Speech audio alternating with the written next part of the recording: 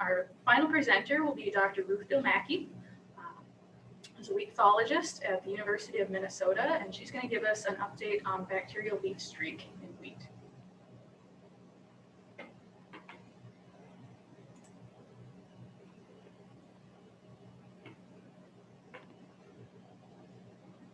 Can you see that okay? Yep, we can see that and we can hear you. Very good. Well, thank you very much. It's a pleasure to be here with you today. And so I am going to give you a little bit of an overview of the work that we're doing on bacterial leaf streak. And so with that, I just want to talk about bacterial leaf streak because it really has become a really important disease for growers. It's probably the second most important disease for wheat production in the region. In terms of what to look for with bacterial streak, the symptoms generally appear after heading. And in the early stages of infection, you see these translucent stripes on the leaves. And they'll start as small water-soaked lesions, and often you can see right through these. And so that idea of translucency, you can hold those leaves at that water-soaking stage up to the light and actually see through them. The lesions later on produce a honey-like exudate that contains the bacteria. Early in the day, you'll see this when there's dew on the plants, and it'll appear as a milky white kind of droplets. And then as those droplets harden up, they become like a resinous scale or a little bit of a glaze on the surface of the plants. As the disease progresses in the field, you will see those lesions elongate and become light brown as the tissue die. And initially those lesions will be separate, but later they will coalesce to cover substantial areas of the leaf. And that's really what causes the yield losses that are associated with bacterial leaf streak. So we see this progression of disease. You can see on the picture on the left there, those greasy water soaking lesions. That second picture from the left shows those milky droplets that are characteristic of bacterial leaf streak, and then the progression of the disease. One thing that can also happen with this disease is it can move from the leaves to the head of the plant. We usually only see this where the disease pressure is really significant, and when conditions are right for it to be able to move from the leaf tissue to the glooms, but it will show up as a much darker pigmented spots on the glooms. You'll often see on the awns a striping characteristic where you'll see bands of dark tissue and the green tissue. And that could be associated with having significant contamination of the seed by the bacteria. So we've seen this disease in Minnesota, North Dakota, and South Dakota over the last decade or so. We know that it's sporadic in nature, but we've learned a lot about this disease, and we think it's being driven by high temperatures more than anything else. We know that the yield losses are significant. Generally, they're in the order of less than 10%, but we know that it can go up to 40% and is really a function of the timing of the leaf area infected. We've done a lot of work in the past, 7 to 8 years on understanding the pathogen. We've learned that the bacterial pathogen that causes bacterial leaf streak, Xanthomonas translucens, contains 4 what we call pathivars, and these are groupings less than a species. So they're all within the same species, but they're distinguished by infecting different hosts. And so the 4 pathivars that we have of Xanthomonas translucens are Pathivar undulosa, which was first found on wheat, but does go to the other hosts listed there, barley, rye, smooth brome, and crackgrass. In addition, there's a pathivar called translucens, which is primarily found on barley, one called Sacchalis that's primarily found on rye, and one called cerealis, which was first identified on smooth brome and crackgrass, but can also infect wheat and barley and rye. And you can see in the bottom right of your screen a picture of the bacteria growing in pure culture, and you can see that it's very different to a fungus. It's very slimy, and that actually gives it some of its pathogenic properties. So the one that we're really going to focus on is undulosa, because we have learned that the different pathovars really have different abilities, and it really is undulosa that is the one that is most important on wheat. I want to talk a little bit about the life cycle. So when we understand the life cycle of bacterial leaf streak, there are some kind of weaknesses in the chain that as pathologists we look for places where we can potentially control the disease. So we think that the pathogen is surviving either in perennial weeds or in seeds, and these are your wheat seeds kept from growing season to the next. We know that it has what we call an epiphytic phase on the plant, so that just an individual bacteria can't infect the plant. It needs to build up on the surface of the leaves over a period of time to give it enough individuals to be able to actually penetrate the plant and cause infection. We know that that initial penetration is driven by humidity and temperature. And the bacteria actually, unlike fungi, aren't very good at getting into the plant. So anything that causes injury to the plant surface, this can be hail, it can be the lines where you drive across the field to apply herbicides, those tire tracks can be places where there is wounding on the plant. So you will often see bacterial leaf streak appearing in places where those plants are injured. It can also utilize fungal infections, the penetration points of the fungi to get in, and frost can also play a role, probably not as big, but certainly anything that causes injuries on the plants, including little micro wounds from things like wind damage as well. We know that the disease then spreads up the plant, and we can see it spread within the field. This appears to be exacerbated where we have storm events. So we have high wind and rain that is really driving the bacteria and causing rain splash to disperse the bacteria within the field. And we know that there's some dissemination that's happening in long distances, and this is something that we're trying to understand better, but this really comes to our concern about the presence of the bacteria potentially in the seed and carry over from season to season in those seeds. In terms of control of bacterial leaf streak, this is, I guess, one of the few bacterial diseases that we deal with in the upper Great Plains on wheat. Because it's a bacterial disease, fungicides are ineffective. I think the use of fungicides has increased our awareness of bacterial leaf streak in terms of being able to identify it.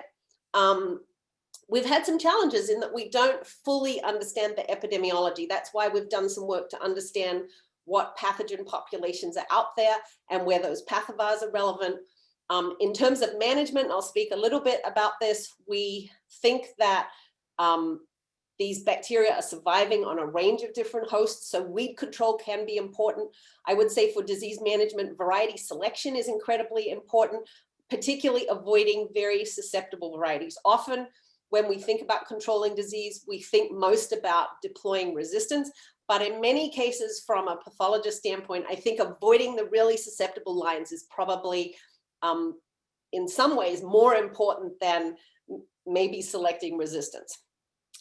We do have some interest in, and I know that we've had this expressed from the wheat growers over the last couple of years about things that we can actually do in season. So we have some interest in following up on doing some chemical work, both at the seed level and also as foliar applications. There may be the potential for using biological control, but obviously cultivar development is where we have focused much of our attention and helping the breeding programs develop resistance.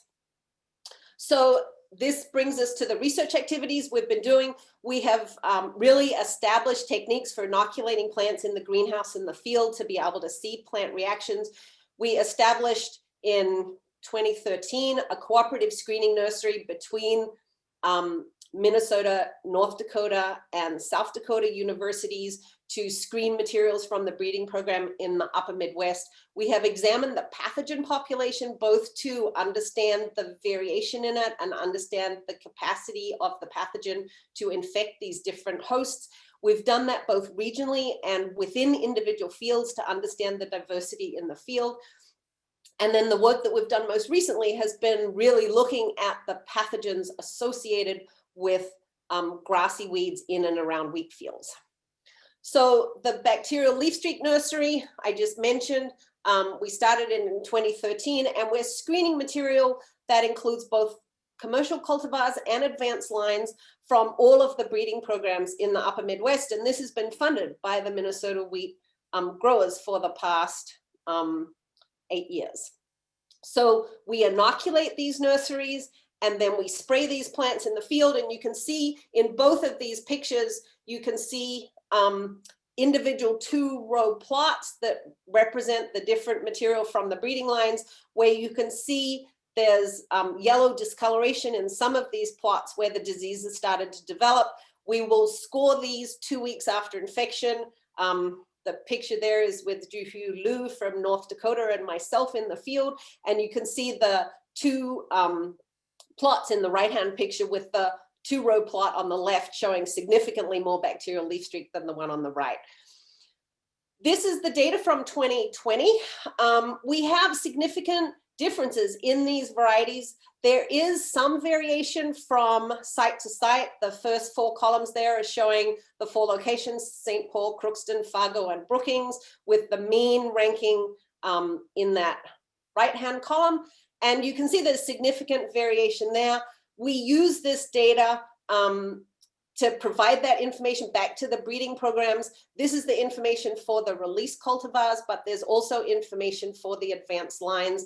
And this reflects the data that is provided in the variety trials bulletins in the field crop trials results. So this is the 2019 trial. And one of the good things, you can see that there's actually lines with fairly good resistance from many of the breeding programs that we have. So I've listed a few of those there: Boost, Dynagrow, Ballistic, LCS Trigger, MN Washburn, ND Vitpro, Surpass, TCG Spitfire would be amongst the best lines in terms of their response for bacterial leaf streak.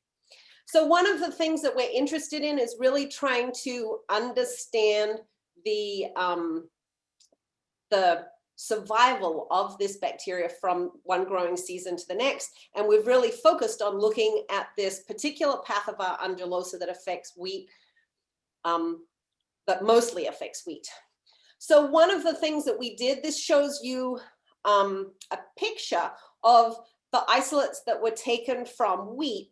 And you don't, this is a tree that's developed understanding the relationships between various different bacteria, but that group shown in the blue circle there are the Xanthomonas translucens undulosa group. And what it's really showing us is that the things from wheat are really only on wheat, and these other groups out that we took from barley are affecting barley, and they're also affecting rye to some extent.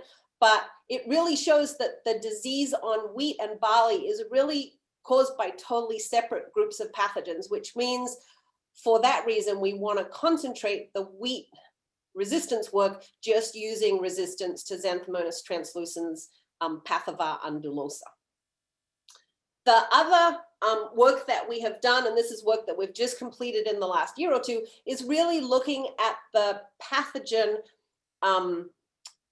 Pathovar undulosa on the weedy grasses that are around wheat fields. And so what this figure is showing is the relationship between the isolates found from different hosts. And you can see in this group in the middle, which is the one that we know that mostly affects wheat, that we're seeing it present on many of the common grasses. So things like foxtail barley, green foxtail, perennial ryegrass, quackgrass, rye, wheat, and wild oats. And those grassy weeds are also things that you would find in your wheat field. So we believe that the wheat and these grasses are harboring this pathogen, and particularly with those perennial grasses, that provides a mechanism for the fungus to survive from one season to the next.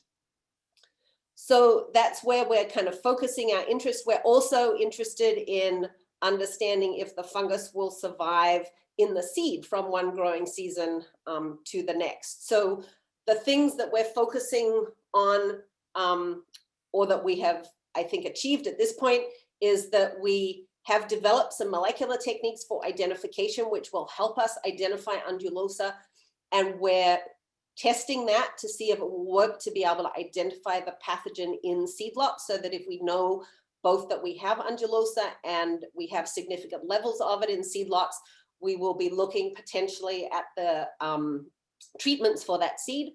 We're looking at variety selection, and then obviously we're looking at cultivar development as well.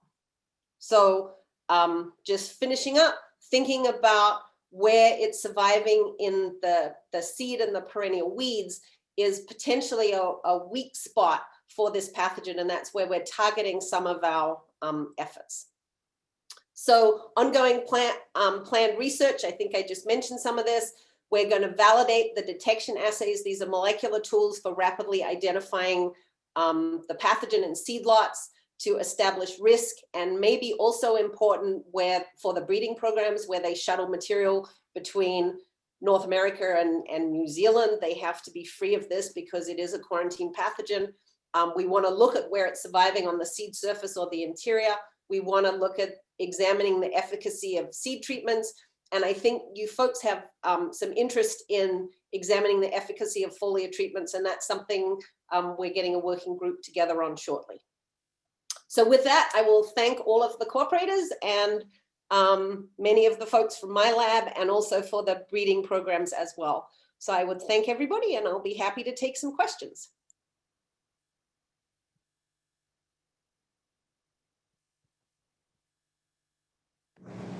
Hi, Ruth. We got a few questions for you. You ready for them? I'm just trying to see how to stop sharing. There we go. Sounds good. If you look at the bottom of your screen, there's a Q&A box there. You can go through the ones you want to go Lots through. of questions. Okay. How many strains of the bacteria are affecting wheat? We think that there are lots of different strains. We actually have now an ability to finger type them.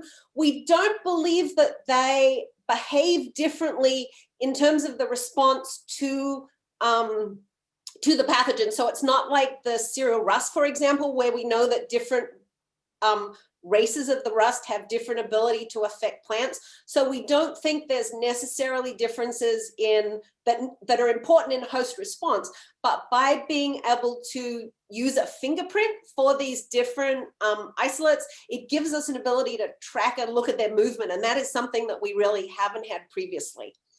So the next question is, does a history of corn in a field impact BLS severity? No, we don't think that this goes to corn, although that isn't something we have looked at. I would be really interested to know if folks have actually seen that.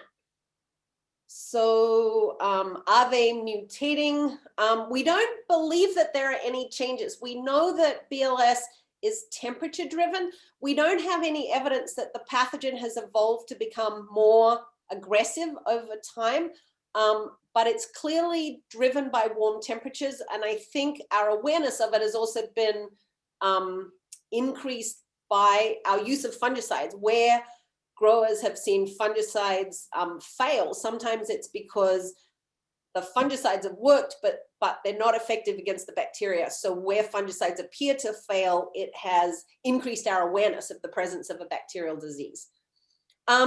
What is the amount of inoculum needed to impact a plant? That's a really great question. I mentioned it when I spoke about the disease cycle, that there's an epiphytic phase. Individual bacterial cells aren't able to penetrate a plant. They need to kind of multiply and create a big group of them that then simultaneously will mount an attack on the plant. And that period of time will be dependent on what the environmental conditions are like on the leaf. So it can vary If conditions are very dry and cool and not favorable to the pathogen, the time that it takes the bacteria to kind of multiply on the leaf surface to have sufficient numbers of them to infect the plants can vary greatly. So I actually suspect that the leaf epiphytic stage is starting very early, but that it takes the bacteria weeks, and it might not be until the plant is more mature that we're seeing infections, which is why often the visual symptoms of the disease won't show up until that flag leaf stage. Is heat driving the pathogen? Absolutely. We have definitely seen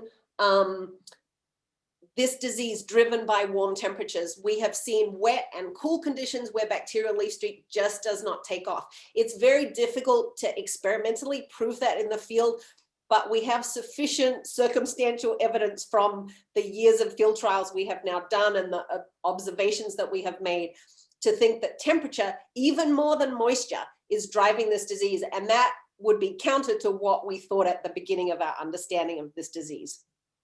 Crop rotations, not that we're aware of. We haven't maybe examined the corn picture as much, but one of the benefits of understanding that these pathovars are different and what's on barley is different on wheat means that we can then focus more on what is happening. So I think in some ways, perennial weed control may be more important than crop rotations, but the question about corn, we maybe haven't sufficiently answered.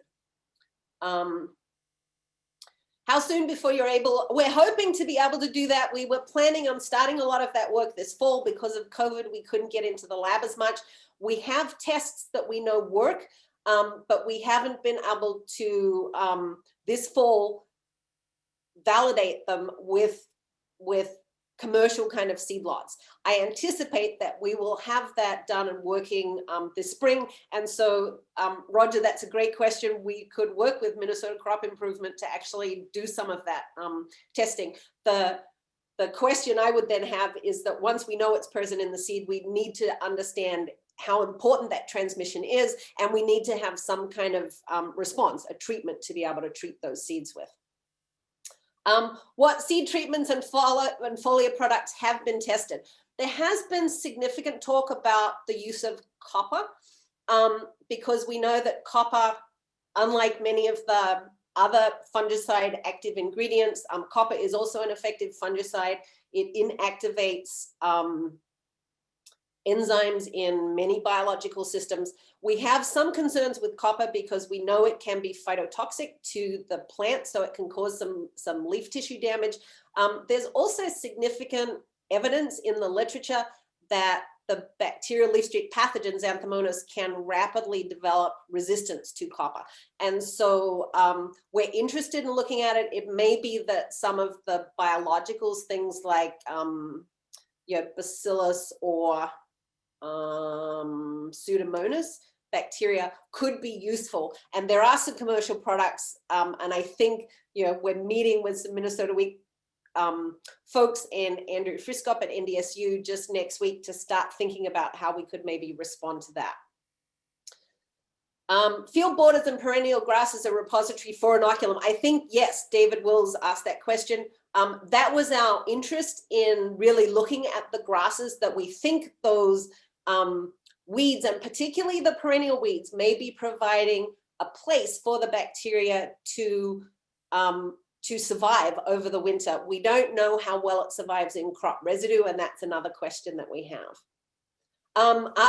Where are you getting the seed tested? We're actually doing that ourselves in-house. Is it expensive? We're at a pretty small scale right now. Our goal is to be able to roll that out into something that could be done on a commercial kind of scale by our plant disease clinic. I don't know what the cost would be associated with that, but I wouldn't imagine, I mean, these tests are relatively simple. They're really kind of the same as the COVID nasal swab test. It's a PCR-based test. And so we could do turnaround pretty quickly, and presumably we'd be able to ramp that up, and the cost wouldn't be, too much. I imagine it on a commercial basis, probably in the order of, $30 to maybe $50 most. I I think those are the questions I have answered. Daytime versus nighttime temperature, no difference. I think we know that it's driven by warm temperatures.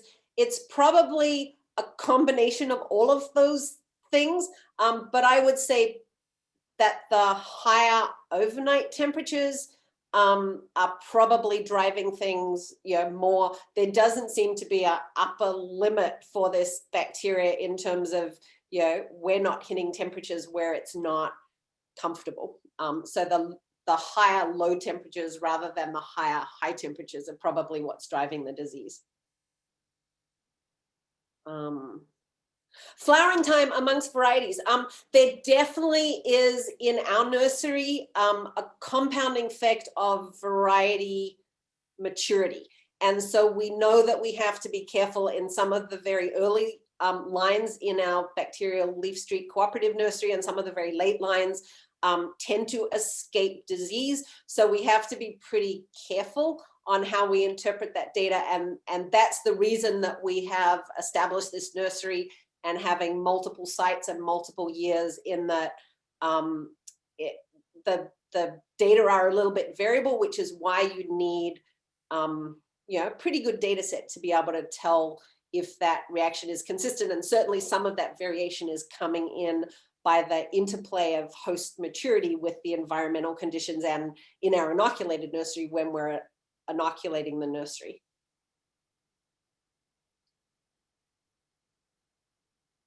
Only in, is BLS very specific issue? Only in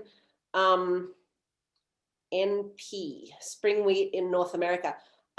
There's some international work on this disease. It's interesting, I was speaking to some folks in just yesterday in the East. So in New York State, they're seeing more bacterial leaf streak in that part of the country. And so we have some concerns about this being an increased disease. It is, with warm temperatures, a disease that we're seeing more of in parts of the world, where we're seeing changing climate patterns. So, so I hope that answered your question. So thank you. So is BLS the next scab epidemic? I don't think so. I don't think this has the capacity to wipe out a crop the way BLS did. And I think we have some great resistance out there already. So I would say, in terms of things that you can do right now, avoid the really susceptible varieties and look at the option of using those more resistant varieties. And I think that will get us a long way to reducing the economic impact of this disease. Obviously, we're looking at other things to mitigate disease development. So I think that answers all of the questions. Thank you so much for your attention. And I will turn it back over to the program moderators.